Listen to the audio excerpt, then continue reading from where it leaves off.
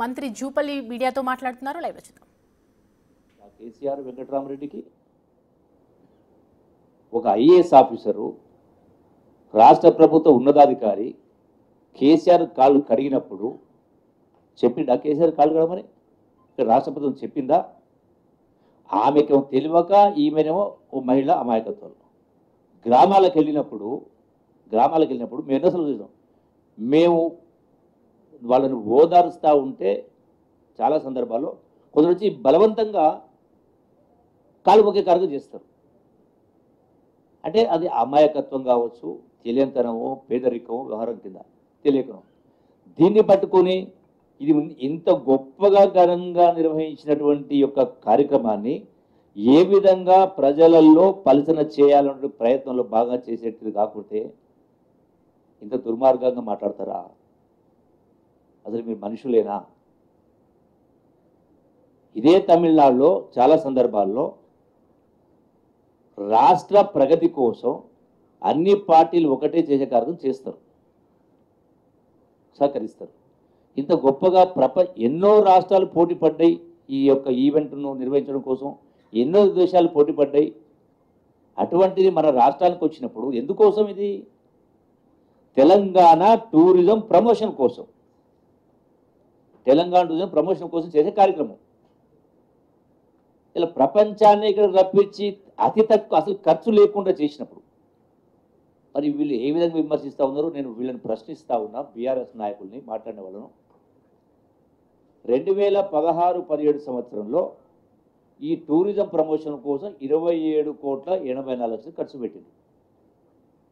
ఒక సంవత్సరము tourism promotion కోసం బీఆర్ఎస్ ప్రభుత్వంలో 27,84,00,000 టూరిజం ప్రమోషన్ కోసం ఇతర దేశాలకు పోయి కావచ్చు, టూరిజం దానికి సంబంధించి 2017-18లో 19 కోట్లు ఖర్చు పెట్టిండ్రు. 2018-19లో 15,53,00,000, 2019-20లో 11,09,00,000 ఖర్చు పెట్టి 90 లక్షలు ఖర్చు పెట్టిండ్రు. ఇట్లా చూస్తే మొత్తం వాళ్ళ పరిపాలనలో టూరిజం ప్రమోషన్ కోసం ఇతర దేశాలకు పోయిన ట్రిప్పుల కోసం 115 కోట్లు ఖర్చు పెట్టిండ్రు. మరి ఇక్కడ మీరు 115 కోట్లు ఖర్చు పెట్టి ఇప్పుడు అడుగుతా ఉన్నారు కదా, ఎన్ని ఉద్యోగాలు వస్తాయి మీరు అడుగుతా ఉన్నారు కదా. ఇప్పుడు ఈ కార్యక్రమం చేసి ఎన్ని ఉద్యోగాలు వస్తాయి, ఎంత ఆదాయం వస్తాయని మాట్లాడింది కదా. మరి మీరు ఇన్ని సంవత్సరాలు ఇంత ఖర్చు పెట్టి ఎన్ని ఉద్యోగాలు తెచ్చిండ్రు? ఎంతమందికి ఉపాధి కల్పించిండ్రు? మీరు అడిగిన ప్రశ్న నేను అడుగుతా ఉన్నా కదా. అంటే ఇది ఒక్క రోజులో వచ్చే రిజల్ట్ కాదు.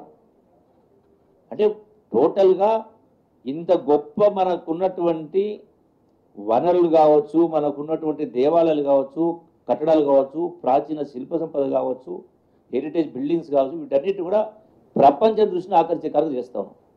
నిన్న గవర్నర్ గారి దగ్గర వారు హై టీ అరేంజ్ చేసింది. అక్కడ ఏదైతే 7 ఖండాల వాళ్ళు, కాంటినెంట్స్ వాళ్ళు అందులో పాల్గొన్నారు. వాళ్ళు చెప్పింది అక్కడ వాళ్ళకేమైతే ఆ సోషల్ మీడియా ఏంటది,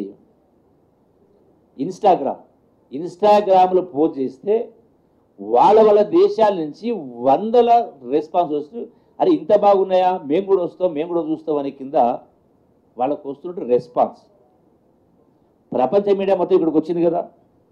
ఇక్కడ మనం ఒకటి కాదు, రెండవది మన కల్చర్తో పాటుగా ఈ యొక్క ఏర్పాటు చేయడం వల్ల వాళ్ళకి ఏమేమి చూపించినాం అంటే, ఎవరైతే పేదవాళ్ళు చిన్న చిన్న పనులు చేసుకుంటారో, సపోజ్ హ్యాండీక్రాఫ్ట్స్, చిన్నవాళ్ళే కదా వాళ్ళు, రోజు వాళ్ళ యొక్క జీవన భృతి కోసం 100 రూపాయలు 500 సంపాదించుకునేవాళ్ళు, వాళ్ళు తయారు చేసినటువంటి ఈ బిద్రీ వర్క్స్ కావచ్చు, సిల్వర్ ఫిలిగ్రీ కావచ్చు, పోచంపల్లి హ్యాండ్లూమ్స్ కావచ్చు, గద్వాల్ శారీస్ కావచ్చు, నారాయణపేట శారీస్ కావచ్చు, గొల్లవాళ్ళ శారీస్ కావచ్చు, అగ్గిపెట్టెలు పట్టేటువంటి శారీస్, దానిలో అంటే ఇవన్నిటిని కూడా, అట్లాగే చేరియాల్ పెయింట్స్ కావచ్చు, పాటరీ కావచ్చు, వీటన్నిటిని తీసుకుపోవడం వలన వాటిని పబ్లిసిటీ అయ్యి వాళ్ళ వస్తువులకు గిరాకీ డిమాండ్ క్రియేట్ కావడం జరిగింది. ఆ వచ్చిన వాళ్ళు కొందరు వాళ్ళు కొనడమే కాకుండా ₹1 వాళ్ళ ఖర్చు కాకుండా వాళ్ళ వస్తువుల్ని, వాళ్ళ ఉత్పత్తుల్ని మార్కెటింగ్ రాష్ట్ర ప్రభుత్వం ఈ ఈవెంట్ ద్వారా మార్కెటింగ్ చేసే ప్రయత్నం చేసినాం. అంటే అట్లనే ఈ రోజున మనకు సంబంధించినటువంటి ఆహారానికి సంబంధించి అంటే hotel industry promotion, Hyderabad biryani కావచ్చు, రకరకాల క్యూజిన్, అంటే వాటన్నిటి కూడా రుచులు చూసి ఒక వాళ్ళ సంతోషాన్ని వ్యక్తం చేయడం జరిగింది.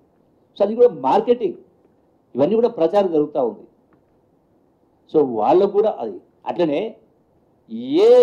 ఏఐజీ హాస్పిటల్ తీసుకోవడం జరిగింది. ఆ యొక్క వచ్చిన పార్టిసిపేట్స్ ఏఐజీ హాస్పిటల్ పోయిన తర్వాత అక్కడ మెడికల్ టూరిజం కోసం ఆఫ్రికాకి వెళ్ళి వస్తూ ఉంటారు పేషెంట్స్. అంటే రాష్ట్ర ప్రభుత్వానికి దేశానికి ఆదాయం వస్తూ ఉంది. వీళ్ళు చూసిన తర్వాత వాళ్ళు అక్కడ ఉన్నటువంటి టెక్నాలజీ చూసి అబ్బురపడ్డారు. ఆఫ్రికాస్ కూడా చాలామంది పార్టిసిపెంట్స్ ఉన్నారు అందులో. సో దీని ద్వారా వాళ్ళ దేశాలకు పోయినప్పుడు మెడికల్ టూరిజం కోసం ఈ ఈవెంట్ కూడా పనికొస్తూ ఉంది. అంటే మరి ఇంత గొప్ప ఇన్ని రకాల కార్యక్రమం చేస్తూ ఉన్నప్పుడు ఇలా దీన్ని విమర్శించేటువంటి కార్యక్రమం చేస్తూ ఉంటే మరి ఏ విధంగా వీళ్ళకి సమాధానం చెప్పే కార్యక్రమం చేయాలి? ఒకటంటే ఒకటి కాదు, టోటల్గా. రెండవది వీళ్ళు మాట్లాడుతూ గుల్జార్ హౌస్లో సంఘటన జరిగింది. ముఖ్యమంత్రి గారికి ఈ మిస్ వరల్డ్ పోటీల మీద సమీక్ష పెట్టే టైం ఉంటుంది, కానీ గుల్జార్ హౌస్ పోవడానికి వీలు కాదని ముఖ్యమంత్రి గారు దానిపై స్పందించి వాళ్ళందరికీ కూడా అక్కడ 3 మంత్రులు పంపడం జరిగింది.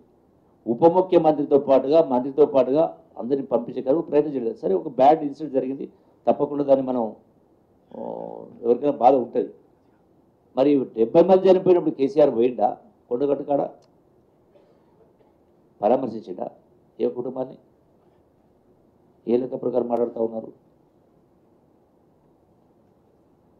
ఈ రోజున ఈ ఈవెంట్ పెట్టడం ద్వారా అంటే ₹1 ఖర్చు కాకుండా ఇది పెట్టడం ద్వారా 1000 కోట్లు కాదు 10,000 కోట్ల ప్రచారం వచ్చింది ప్రపంచవ్యాప్తంగా తెలంగాణ టూరిజంకి సంబంధించి. ఈ రోజున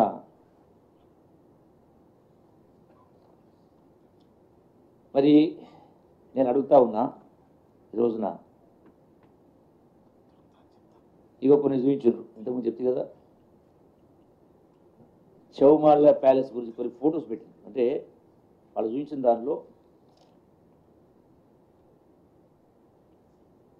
ఏది తులం బంగారం కాళ్ళు కడిగింది, ఇంకొకటి బానిసలుగా మారిన మోడల్స్ని మాట్లాడతారు. ఇక్కడ ఈ ఫోటోలో స్పష్టంగా కనపడుతుంది. ఇక్కడ స్పోర్ట్స్ ఈవెంట్ గచ్చిబౌలి జరిగినప్పుడు ఇక్కడ ఉన్నటువంటి వాళ్ళు, సరే ఇలా ఏం కనపడతా ఉంది, ఇక్కడ ఉన్న వ్యక్తి వాళ్ళ ఆ ఈవెంట్ పార్టిసిపేట్కి సంబంధించినటువంటి వ్యక్తి, వాళ్ళ రిలేటివ్గా వాళ్ళ కంట్రీకి సంబంధించి. ఇది అసలు ఎలాంటి సంబంధం లేదు. రెండవది ఇంకో ఫోటోలో చూపిస్తూ షేక్ అండ్ ఇచ్చాడు చూపించాడు. మన సంస్కృతి సాంప్రదాయం మనం నమస్కారం అంటాం, వాళ్ళు మన నమస్కారం అన్నా వాళ్ళు హలో అని షేక్ అండ్ ఇస్తారు. అరే దాన్ని కూడా తప్పుగా చూపించే ప్రయత్నం చేస్తే, అంటే కేవలం ప్రతి దానిలో కూడా శవాల కాడ పేరాలన్నట్టుగా ప్రతి దానిలో కూడా రాజకీయ లబ్ధి చూడాలంటే ఆలోచనతో తప్ప ఇంకొకటి ఉందా వీళ్ళు మాట్లాడిన దానిలో? మీరు ఇంత ప్రచారం చేశారు కదా, నేను ఇప్పుడు ఛాలెంజ్ చేస్తా ఉన్నా, ఇదే హరీష్ రావు కేటీఆర్ను తెలంగాణ భవన్కు రావాలన్నా, యాబిడి చౌరస్తాకు రావాలన్నా.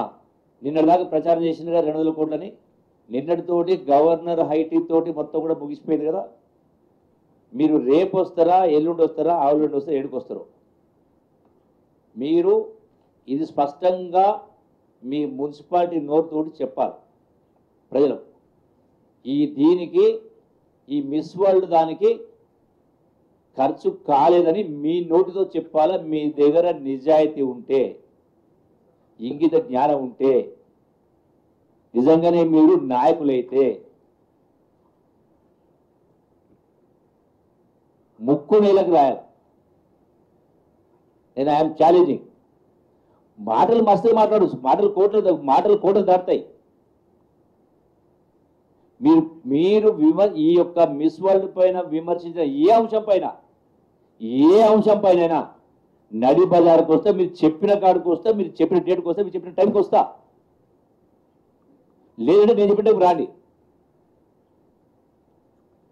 నేను వారం రోజులు ఎదురు చూస్తా. మీరు ఎక్కడికి వస్తారో రావాలి. ఏ రోజు నేను అబద్ధాలు చెప్పడం కాదు, ఏ రోజు కూడా ఉండదు లేనట్టుగా మాట్లాడడం కాదు. మీరు పొడుగు మాటలు లవ్ మాటలు మాట్లాడారు.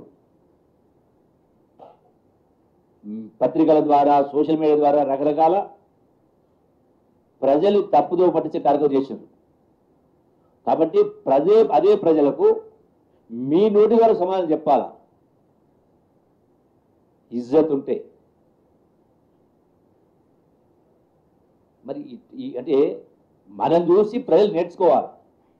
అంటే ఇటువంటి అబద్ధాలు మాట్లాడుతూ, తుండి మాటలు మాట్లాడుతూ, తప్పులు కావాలని చెప్పిన ఉద్దేశపూర్వకంగా రాజకీయాల కోసం మాట్లాడుతూ ఉంటే ఎందుకు గౌరవిస్తారు మిమ్మల్ని? 10 సంవత్సరాలంట పరిపాలన చేసింది కాబట్టే మిమ్మల్ని ఇంటికి పంపించింది. నేను ఈ విషయం పైన మళ్ళొకసారి మీడియా ద్వారా మీ ద్వారా నేను వాళ్ళని డిమాండ్ చేస్తా ఉన్నా. ఎప్పుడు వస్తారు, ఎక్కడికి వస్తారు? 200 కోట్లు ఖర్చు అయిందా? నేను స్పష్టంగా నేను దాచిపెట్టి మాట్లాడలే. ఇప్పటిదాకా ఆయన ఖర్చు లెక్కలు మరొకసారి కూడా మీకు చూపిస్తా ఉన్నా. ఇది ఉన్నటువంటి ఇంకా యాక్చువల్ అకౌంట్ చూడ ఇది